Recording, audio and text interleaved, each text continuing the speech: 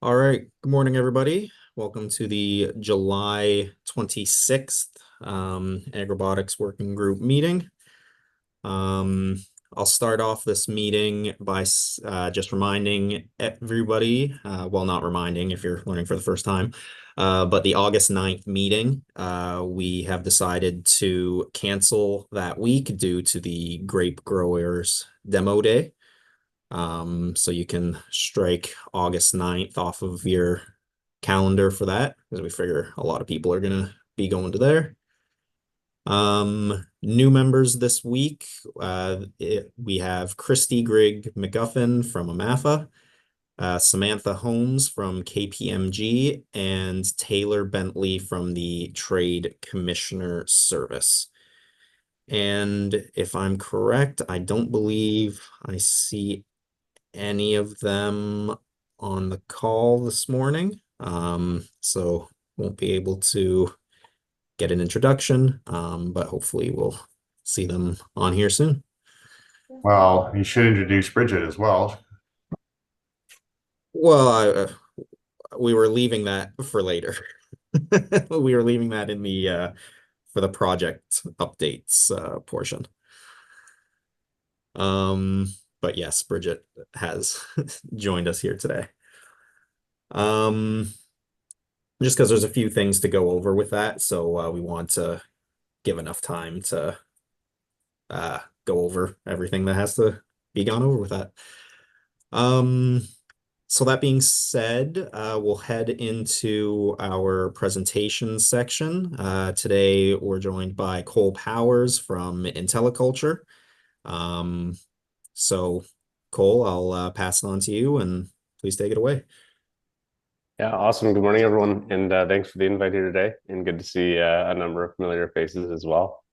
So, yeah, I'm excited to give a quick overview of IntelliCulture and some of the equipment management case studies that we have seen in vineyards and orchards sort of throughout North America.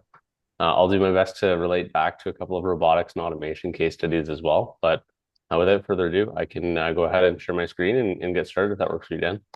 Yeah, absolutely. Please do. All right, is that coming through okay? Yes, it is. Fantastic. So yeah, as Dan mentioned, I'm one of the co-founders of IntelliCulture, Cole Powers, and we started actually just in Ontario as well. So nice hometown crowd here. And the quick overview that I'm going to run through today is really around optimizing labor management as it relates to equipment tracking on the farm. As a quick tee up, just from an agenda look ahead, I know Danny said sort of 10 to 15 minutes here. Might be a little bit shorter. I'll try to be efficient and mostly just have discussion. So please don't feel, I don't like presentations for the sake of presentations. So if you have questions throughout, by all means, jump in and happy to chat and share some ideas. But really what we're hoping to cover today, I'll do a quick introduction, which more or less already did, in a 10,000 foot view of IntelliCulture, just so that we have context to the biases in the seat that I'm coming from. We'll go over a quick couple of equipment management case studies that we've seen on a few of our growers' operations, and then really just questions and connecting after. So from a 10,000 foot view, what we do at IntelliCulture is help simplify the equipment management side of the equation. So we have devices, growers install them onto their tractors, their machines, their robotics, and we have a farm equipment management software to help, like most other ag tech platforms, save time and money on the farm. And what that looks like tactically here is this black box in the middle is one of our GPS devices that growers will install on the machinery on the farm. From there, we have a whole web platform, which I'll walk through, but it's a mobile app, a web application, and some automated reports on tracking the work on the farm in general. Does that make sense so far? Any questions at all? Perfect. And I see Jason's actually repping the IntelliCulture hat, which is awesome to see. And so when we talk about our IntelliCulture platform, the first component of the platform is what we call CabView. And that's really think of it as a very lightweight monitor for machinery on the farm. Our main market that we serve is high value crop space. So a lot of these narrow series tractors don't actually have a GPS on board out of the gate from the OEM, and they certainly don't have a screen in cab. And so this is our application to provide that screen. The initial value proposition was really actually around preventing pest and mildew outbreaks on the farm for tracking spray events.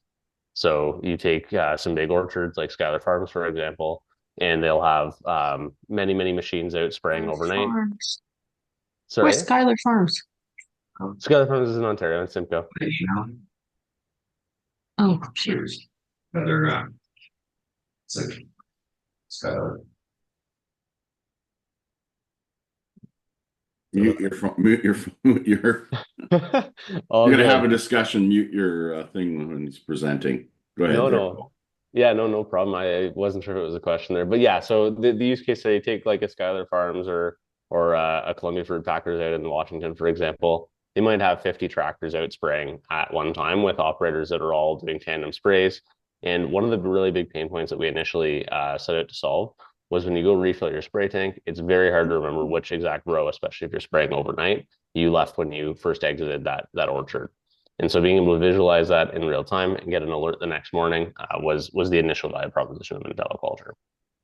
That said, we've certainly evolved over the years based on a lot of grower feedback, and we've been really grateful to have a lot of collaborative growers that we've been working with. And that cab view initial value proposition really evolved into what we call crop view as well. And that's all around tracking jobs on the farm. So we extended out from just tracking sprays on orchards and vineyards to really getting visibility into all work that's being done on the farm. What we've seen that be used for in a lot of cases is really helping to ensure compliance and automated record keeping for work that's being done. So sprays, of course, one of the most visceral, but we'll have a lot of growers actually track their acreage for harvest events in real time, for example, for automated billing and budgets versus actuals, or even tracking some robotics that are doing automated mowing, for example, in the vineyard to make sure that that robot is finishing the job that it's been tasked to do to help bridge that peace of mind to the grower as they're adopting new technology on the farm. And then finally, last sort of like component here of our platform at 10,000 reviews, what we call our shop view platform. And this is just a maintenance planning platform for tracking recurring services and breakdowns, really for safety on the farm. We found a lot of our growers will have paper inspection forms that they fill out or paper work orders that go into a filing cabinet, and it becomes very challenging to track that when you have 100 or 30 to 100 tractors on your farm to track all your service events. So again, don't want to belabor too much on IntelliCulture in general, but I think it's important just to set the stage. So that's 10,000 foot view. Now, when it comes to some case studies here, one of the most exciting ones that we've seen is really efficiency benchmarking for staff and robots on the farm. So what I mean by that is what we found is a lot of our growers have been able to start leveraging IntelliCulture to actually measure the best practices on their operations and really start to do sort of cross-team training and also compare how robotics fit into that picture. So the main measurement that folks will leverage through IntelliCulture is this idea of an acre per hour. And so essentially that's how many acres can I farm in a given hour. And typically what we're seeing in the operation is first and foremost, the growers will usually have a pretty good bead or at least an understanding of who kind of their all-stars are on the farm. So say, for example, Greg is generally your best spray operator that you have. From there, they'll install IntelliCulture on Greg's tractors as well as all the other tractors on their farm, and they start baselining it to see is where Greg lands. And what that looks like is in either a report or in our platform, you'll see that Greg is actually averaging about 2 acres per hour. And generally that's what you would see from like a spray rack perspective or like your target that you have on your farm. And you're then able to compare Jose and David, who are either too slow or too fast in terms of that job being done. So it's really a remote management tool to help incentivize that best practice sharing and to help empower Greg to talk to Jose and David of how he's spraying really well. It's been cool. We've seen this actually dovetail into some other robotics on the farm too. So we've got some blue whites, for example, down in Washington State or California that are running the same baseline activity. And our growers are actually comparing that of, okay, if I'm putting blue white on my farm, can I actually get 2.2 acres per hour compared to the 1.7 that I'm getting out of Jose because I have such a labor shortage in production on the farm. From then what they do is they'll host usually like best practice roundtables either weekly or monthly in the operation and actually review this data in the IntelliCulture platform. It creates this like competitive tension as well as we've seen some folks actually incentivize their staff or bonus based on IntelliCulture. I'm going to pause there to see if there's any questions so far.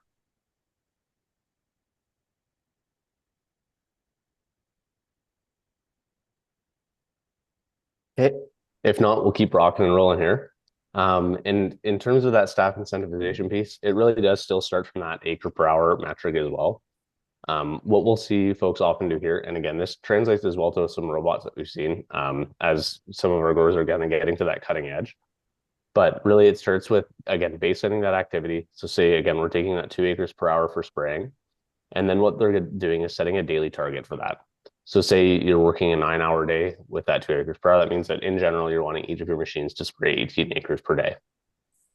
From there, what they do is they'll actually measure that output of their operators and the robotics to make sure that they're hitting that 18 acre per day target. And it creates this competitive tension on the team where they'll have like a leaderboard on like a whiteboard in the main shop, for example. And I've seen some growers get really creative with it. It's super cool to see where they'll set up like bonusing structures. So you might get a 10% bonus or like even a McDonald's stipend or like a burrito lunch for the crew that hits like 80% of their days hitting that 18 acre target. And it creates this really collaborative and engaging environment on the farm for folks really taking ownership and wanting to hit those targets, which is really quite fascinating to see. And then finally, the last case study here is really around more budgeting and sort of the financial management on the farm. Again, starting from that acre per hour, that's kind of our tried and true golden metric here. But what we see here is we'll actually per task, and this is I alluded to kind of extending out to track other tasks on the farm, like mowing or ripping, for example. But we'll usually baseline the farm for the first season. And oftentimes we'll have a good idea or a gauge of how many hours or what the total cost is for like mowing in a season. Then what we do is once we have that baseline, we'll then set targets for a reasonable like average acre per hour across all those different tasks and identify the outliers. So you can see here, this is some anonymized data with like made up names essentially, Woodstock, where I used to live, for example. But what you can see here is each of these ranches or farms had their average acre per hour measured for ripping on the farm. And Woodstock was actually moving a little bit faster, whereas Fork Road was incredibly inefficient in terms of their acres per hour. It's a discussion with the farming team. In this situation, there's an element of it's really hard, compact soil, so you just have to go slower when you're prepping that land. However, this then fed back into the cycle of reinforming the budget for next season. So when they were planning out the ripping activities, they weren't necessarily just saying, okay, we were expecting 5 acres per hour across the board. We know that Fork Road is really, really tough soil. So we're actually going to budget double the ripping time and cost for that season. And again, dovetailing from that cost level accounting side of things, we also do have a lot of vineyard management companies or orchard management companies that we work with that will then actually bill out their acres per day or their hours per day. So we'll get an automated report of total hours worked or total acres worked. And again, translates to some folks that are using robots as well, where they'll actually measure the capacity of those robotics through these reports to make sure that they're actually getting, say, an 8-hour day out of that investment that they made, and then compare that to their old costs that they measured through IntelliCulture. Now, I think I'm coming close to my 10 to 15 minute time limit here, so I will hyper speed through the last one because it doesn't actually relate to. Oh no, I'm good, Dan. Yeah, you're good. Don't okay, feel perfect. super rushed. We've got some time. All right, perfect. So then, yeah, the last case here is that I'll touch on is really around like safety and risk mitigation on the farm. Candidly, this one relates a little bit less to the robotics, so bear with me. But I think it's still an important picture when it comes to equipment management on the farm.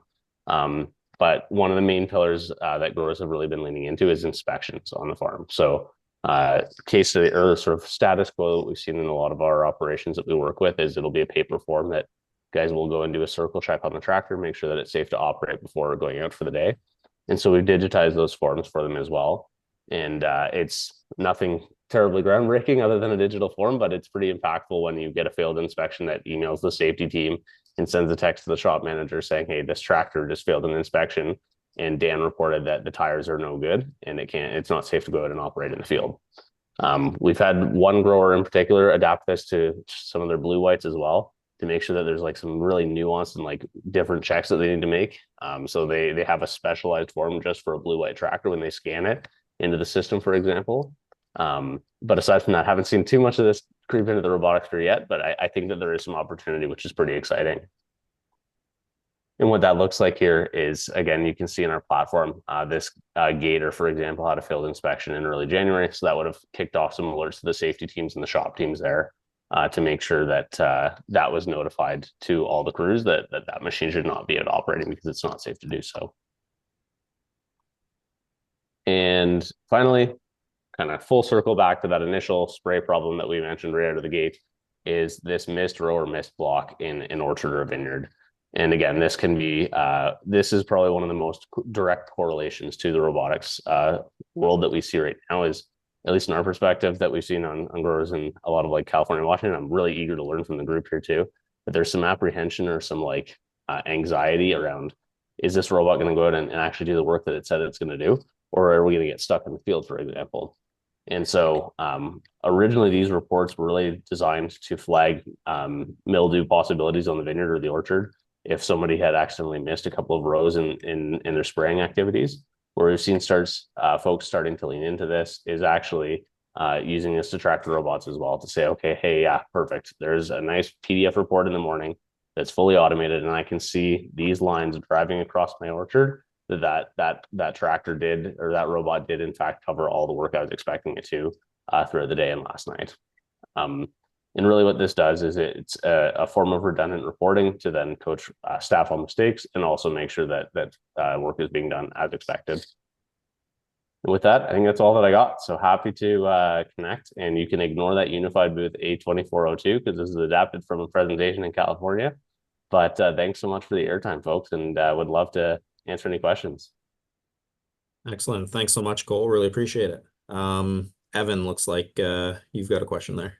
Yeah, just brief. I really appreciate it. Thanks for I hadn't heard of your company or worked with you before, so I really think this is interesting. Could you tell me just a little bit about the sort of the coaching piece and the like integration of your software as it relates to the efficiency monitoring part? Do you find there's a lot of I mean, is that tricky for you as a company because you're kind of getting called in to let people know that you're aware of their challenges, and do you get a lot of apprehension from different layers of the organizations you work with, or is everybody just super thrilled to improve efficiency? How time consuming or challenging is that part of the job?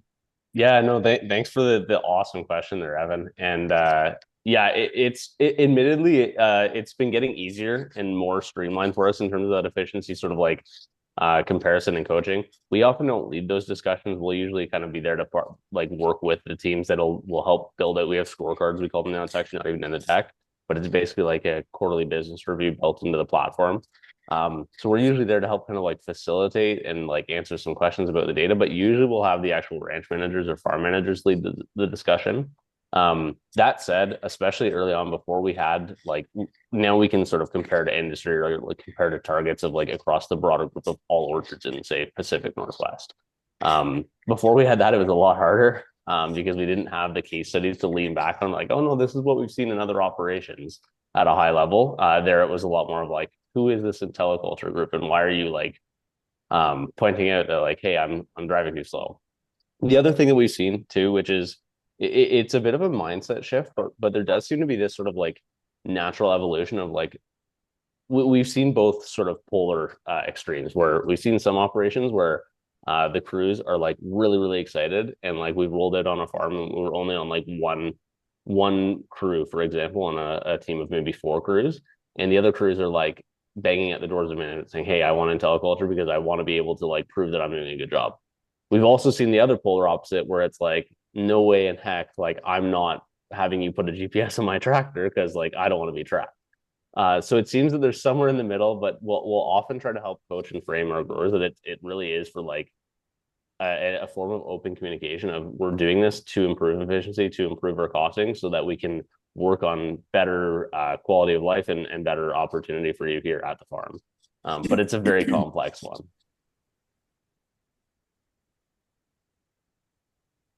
Awesome. Thanks very much. Does anybody else have any questions for Cole at this time? I have one. Good presentation, Cole. Can you just go through how it works a little bit more? I think for people that aren't familiar with the organization, just walk through how it would benefit a vineyard owner, a farm owner, farm manager, and what are the steps and how much work is it? Yeah, for sure. So Basically how it works when we start working with an organization or a grower. Usually it'll be a Zoom call or a visit to the farm, do a quick kind of needs analysis, just to make sure that we'll candidly think that we're a good fit on the farm. We never want to be trying to sell or like a push technology. But assuming that's the case, and there's interest on the operation, we'll typically identify a handful of tractors to start with on a proof of concept. And what we do is we package up and send you these black boxes. So it could be harvesters too, right? Yeah, that's correct. Yeah. So we'll install anywhere from a tractor to a harvester, ATVs, robotics, basically anything with wheels is kind of how we quantify it. This gets shipped to the farm, and in that box, there's a little one pager of installation guides, both in English and in Spanish. And from there, growers are able to basically self-install and plug these in during sort of downtime on the machine. So this black box is on your harvester, it's on your ATV or your tractor. From there, you get an email saying welcome to IntelliCulture from one of your grower success reps that has your login. And once you log in, you'll see either the mobile app like this or a web platform like so here. So the GPS device collects in its simplest form, where's my tractor or where's my harvester? It tracks the speed, it tracks the job that it's doing. That oversell goes up basically to the cloud, comes back down into our web platform.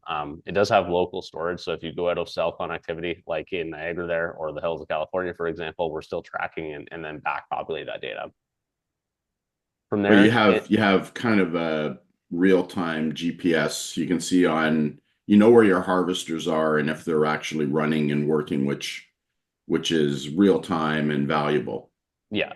Yeah, absolutely. So, and that's this screen here in its simplest form. This is real time. Where's my tractor? In its simplest form is if my ATV has grown legs and walked off, I can find that and get alert and track it down.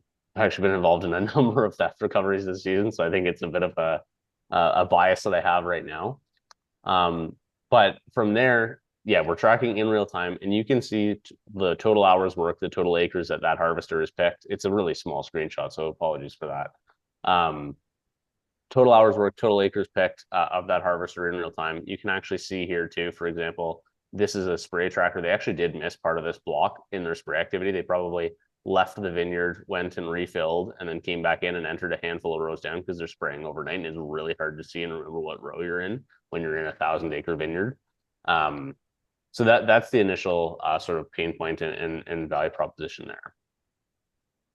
From there, one of the next big ones is recognizing that like folks are really busy and they've got farms to run.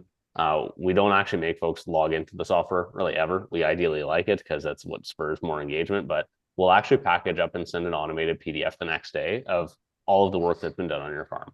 So it's a PDF report that shows all of the machines, whether that's tractors, harvesters, etc., the total hours that they worked, the total acres that they worked, as well as a screenshot that goes alongside it, showing the actual like traveling of those machines. And this gets broken out per ranch or per block.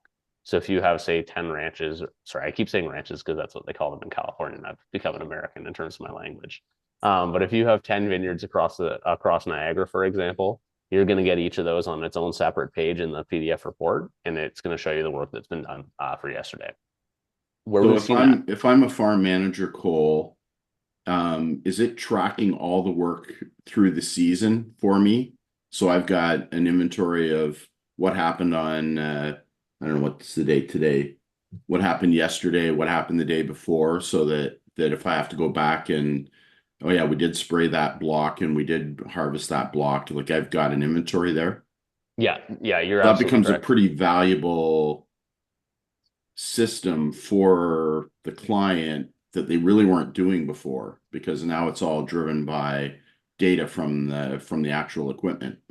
Yeah, absolutely. And so it's been quite interesting to see, like, to your point, like sprays and making sure that, say we sprayed 2 weeks ago and we have a 2-week cycle, we'll actually be able to see that in the system and get a reminder, hey, I'm actually coming due for another spray on each of those 10 different vineyards. We've also had some folks where they'll take these PDF reports or log back into the system if they've had a neighbor call them and say, hey, like you've had like a spray drift and like basically going to try to like sue or take to court. They'll actually like print out these reports and send them to the person that's complaining, say, here's the time that I entered and the time that I left my property that's neighboring to you. And you can look at the weather data from then, and there was no wind. So I actually was in compliance in my spray. These are all sort of unintended upsides that like we were not smart enough to design, but folks have been very, very creative in how it's a result of having the data. Exactly. And Yeah. tracking the data and keeping the data. And they're no longer blind men and have to remember what happened 2 weeks ago in their, in their minds, right? Yes, Especially when they have a exactly. complex system. Yeah, 100%. Yeah, and then the final piece here, and this one's not so much on like the actual activity on the farm, but this is really just it's, and I might have a screenshot in the appendix actually of the, oh no, we don't. That's okay. It's a maintenance planning software though, so because we're installed on the GPS device, it tracks the total hours and the total miles on that tractor or the harvester. So we'll get reminders, especially in harvest season or spray season, when guys are going full bore and running 24 hours. They'll get an alert to the shop. Hey, this tractor, it's like 300 hours overdue for a service. We really need to bring it in, or else it's going to break down when we're spraying. Or same thing with the harvester; it might break down in the middle of the night if you don't take it in for a recurring service here. That's great. Good. Congratulations. It's come a long way, and you guys have really hustled and worked hard. So really impressive. No, thank you.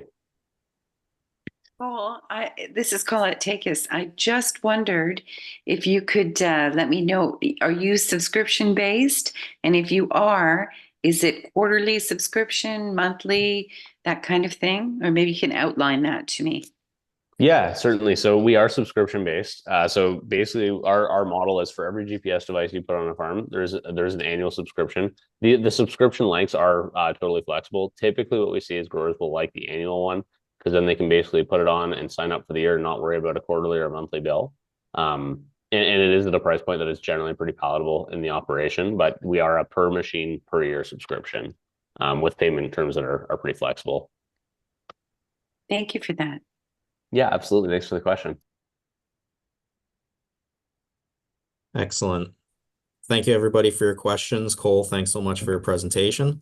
If anyone thinks of anything else for Cole during the rest of the meeting, please go ahead and put it down there in the chat. We can hopefully get it to it at the roundtable. If not, we can always connect people together so they can chat off meeting. So moving forward, we'll head into conferences, meetings, field tours, demos. On July 19th, there was a demo for the production of above ground strawberries on a table. Did anybody happen to see that and would like to share their thoughts on it?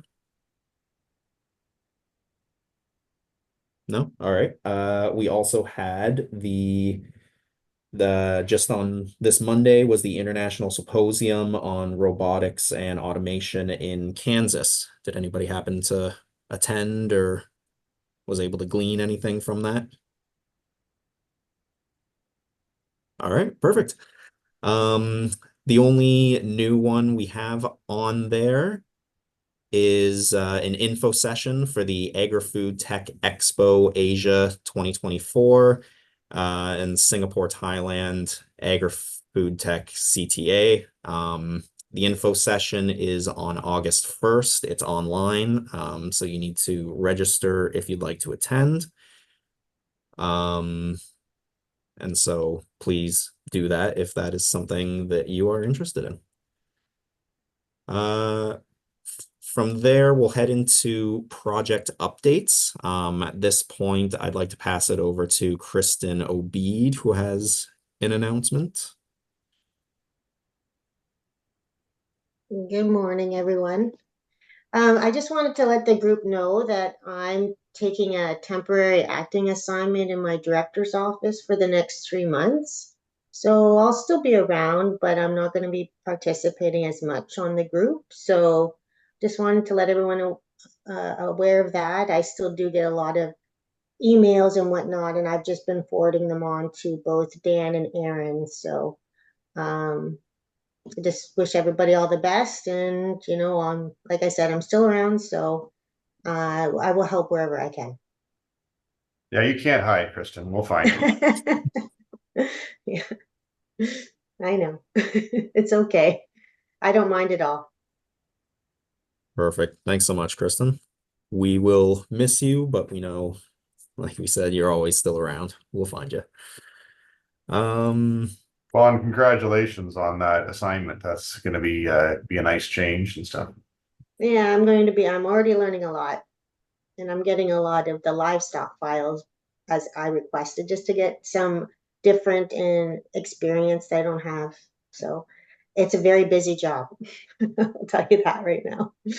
If any of us can help, Kristen, just hunt us down. Like we want you Yeah, want to sure. provide resources for you. So whatever you need, just ask. Really, really appreciate it. No, but this gives me lots of insights into how things actually get done and how to get things done quicker within government. So, like I said, I think it's going to be a very valuable experience. So, Well, awesome. miss you, Kristen. Have a good time. I think I'm going to be busier than I want to be, but I'll try. All Kristen, right. I just want to thank you for all the work you have done in this group. So, um, as we said in French, bonne continuation, good success for the next months.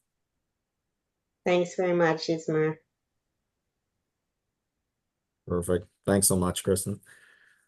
From there, I'll pass it on to Aaron, who has some information regarding some staffing updates. Yeah, so we'll be having a slight change. So I'll actually be stepping back from my role at the Western Fair District to pursue for personal ventures. I'll still be coming in from time to time, though, to ensure that there's a good transition and nothing gets lost. But taking over for me for the AgRobotics portion is Bridget Mahan, who's on the call right now. So, Bridget, if you wanted to introduce yourself quickly. Thanks, Aaron. Really big shoes to fill, but hi, everybody. It's nice to meet you all virtually. I'm Bridget Mahan. I've been with Western Fair for about 4.5 years. I am just coming back from a mat leave, but previous to this role, was looking after the London Farm Show and National Poultry Show, and working with Aaron on various projects as assigned and the agriculture in the barn for the fair. So looking forward to working with Dan and Aaron the last few days that we have left, and Chris, to make sure that this project continues to move forward. So Bridget and Dan will be the main connection points when it comes to the Western Fair Association or with the AgRobotics Working Group. I'm just going to put your email in the chat quick as well, Bridget, just for those that don't have it. I've been looping her in slowly with a couple different people, but yeah, really excited to see where this goes and want to ensure that it continues on as well. So. And Bridget, I have full faith in her. She does amazing work. Anyone that's worked with her in the past, she's great at executing events, and those can be quite an undertaking at times too, for the size of them. So, well, thank you. It's a good team here. Perfect. Thank you for that. Much appreciated.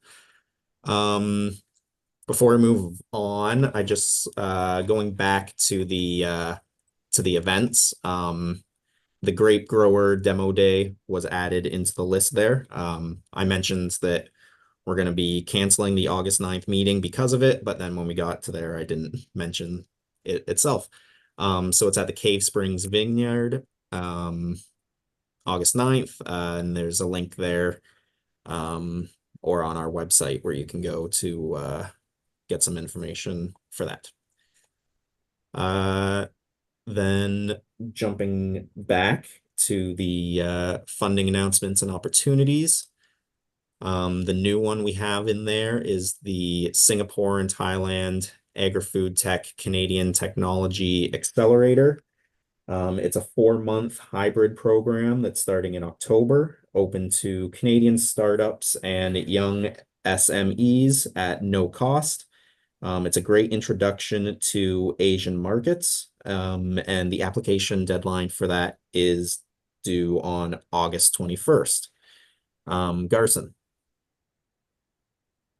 Thanks, Dan. I just wanted to make early mention. I think some of the members of this group have already been notified, but we did just open up a new competition at Kane.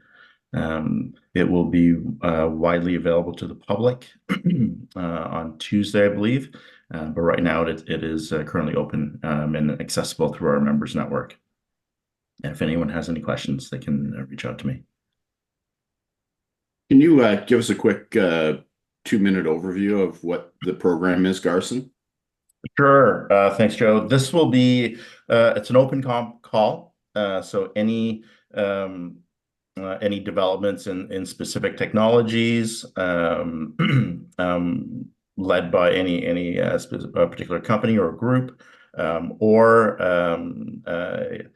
projects can involve developments of technologies through their TR levels, Canadian-based technologies through a TR level at a smart farm network or such. So very similar to some of our previous competitions that we've had. It is pretty wide open. We do still require the cash input of 2 SMEs that can be for-profits, not-for-profits, etc. In order to unlock our funding match. And I should say then it is geared towards digital technology, so robotics and automation, database decision making, artificial intelligence, and developments through the smart farms and smart farm networks. Excellent. Thanks for the update on that, Garson. Ketan? Morning, guys. Ketan Ramji, I am with IRAP. I just wanted to, there's no specific funding announcement, but I wanted to just advise those who are new or those who need a reminder, just keep talking to your IRAP advisor about the innovation that's going on. I was thinking of coal and teleculture and anything like that, because while the federal budget comes out in April and money is usually available, then it's usually preparation starting now or ongoing, and talking to your advisors that will keep you sort of on top of mind to your advisors. And so don't think of IRAP as, oh, I need to apply in April to get the money. Keep that conversation going with your advisor. So that when the right time comes, if funding shows up mid-year or a new budget cycle is about to come up, that you're always it's always in motion, it's always in progress. All right. So just a gentle monthly or quarterly reminder, tap your IRAP advisor on the shoulder and say, hey, what's going on? What do you got for me? And then keep that going. All right. I'll put the IRAP 800 number up in the chat. In case you don't have one, you want to explore it, then that's the way to get connected. Yeah, and Ketan and I were on a conference call yesterday with the larger IRAP group across Canada, and really they're very interested in the work that we're doing and really trying to how to support the ecosystem across the country. I think that a good way to sum that up. That's it, correct. So we have one of the things we have within IRAP are special sectors. So this was the agricultural sector that met yesterday, and Chuck was kind enough to give us a presentation about this group to the sector. And the sector is cross-country people all the way from BC out to PEI, New Brunswick. And again, any kind of, and the intent is always, how can we help SMEs up to 500 people with their innovation journey, right? With developing cool technology, with developing anything that's going to help overall the farming community and ag tech as well. So there's a lot of experts on our side. I am not one of them. I don't have an ag tech background, but I can certainly point you to a bunch of really smart people there. So please, like I said, the best way into this organization, into the system, is talk to your advisor first, and they will point you to all the resources that are available. Perfect. Thanks so much for the update. Really appreciate that. Moving on, we'll head forward into the roundtable portion of our meeting, and I'll start it off with, we had a question from Giuliano at the beginning here. Met this week with a rep from the Czech embassy here in Ottawa who wants to do some work promoting Czech ag equipment. Wants to know what the best way is to engage dealers/distributors, any particular trade shows geared to these audiences or trade associations.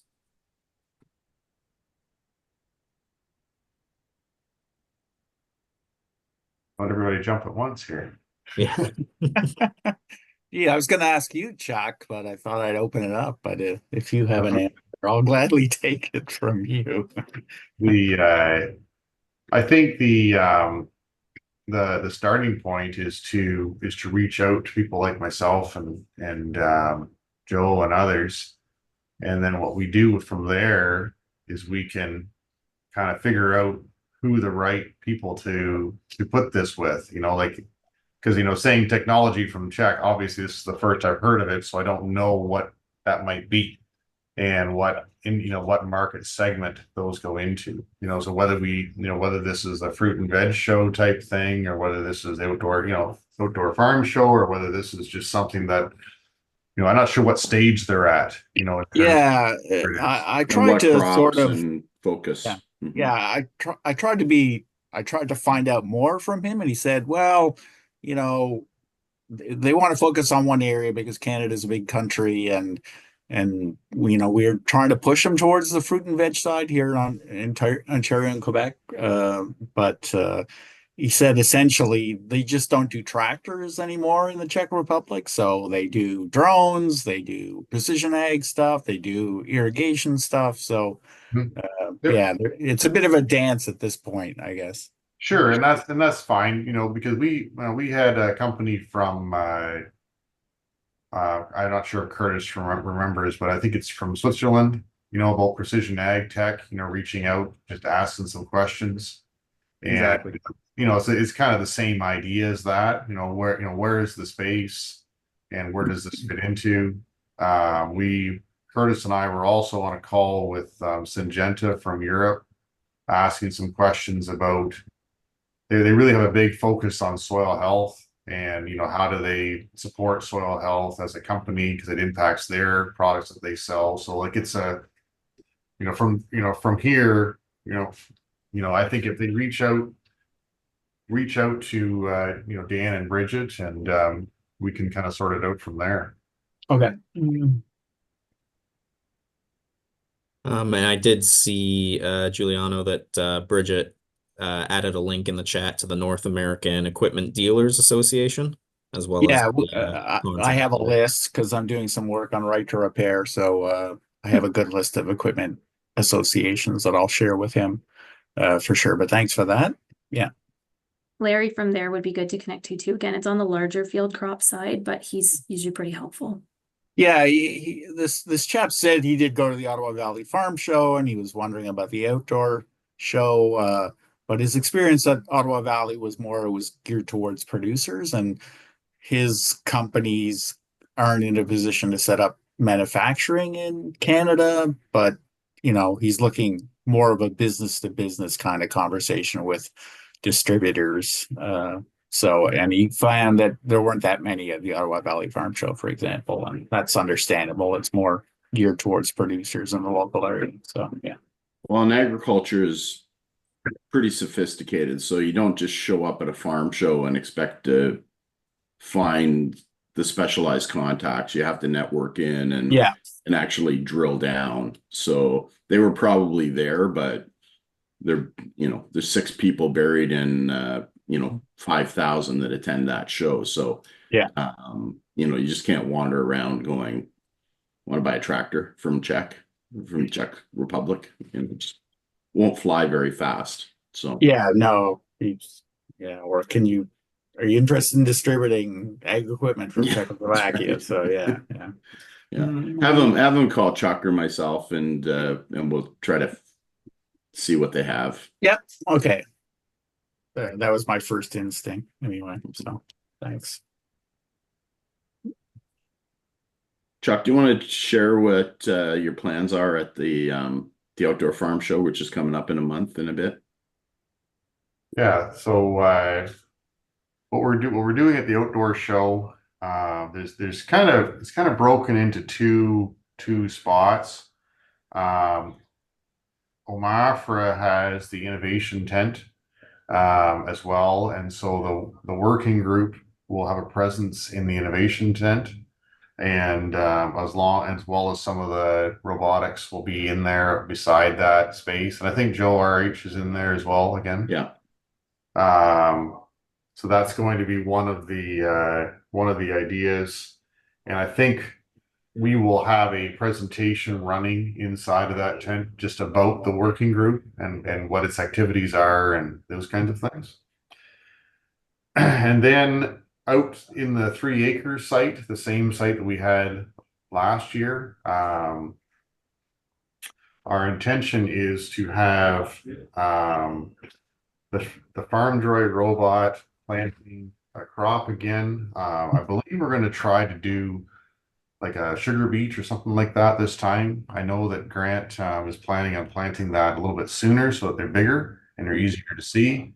The intention there is to show that robot working. The other plan is to have one of the drones sitting there, maybe doing some discussions on what's happening in the drone spraying segment, especially since the first herbicide has been approved, Garlon, for drone applications. So I think this will be the start of kind of the tidal wave of approvals, over time. If anybody's ever seen a drone spray, I'm super nervous about this. I'm excited, but I'm nervous at the same time. And because drones drift really, really badly. And so maybe that's what he just closed the door. So I think people that are monitoring this will be watching with great interest. And we plan on having the Oz robot there. I'm hoping to have the robot from Upside that's doing the nitrogen applications there as well. And the electric tractor will have that there as well. And that will be the innovation farm kind of space is really what we're trying to promote there. What has been going on, trying to capture what's been going on across Ontario. We're trying to do it all in one spot and then talk about it as, here's what we're doing, here's what we've been doing, and here's where, and go from there.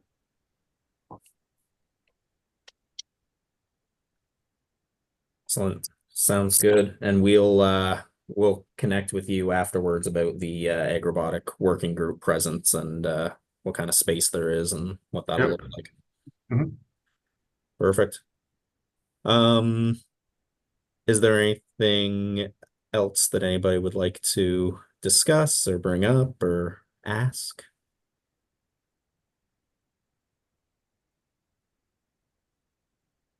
No? All right.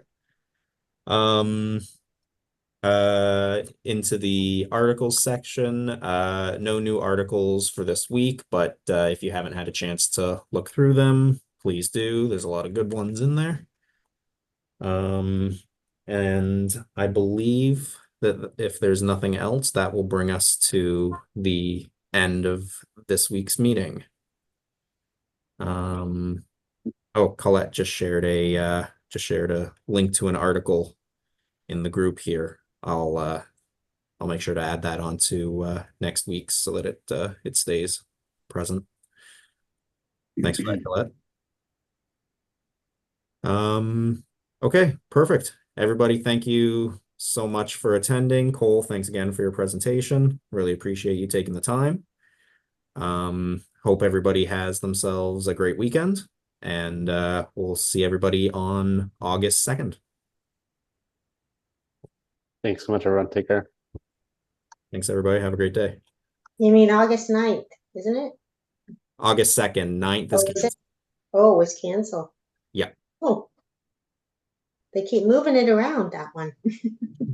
Was that the grape grower one? It was originally on the 2nd? Yeah. Oh, okay. We're good.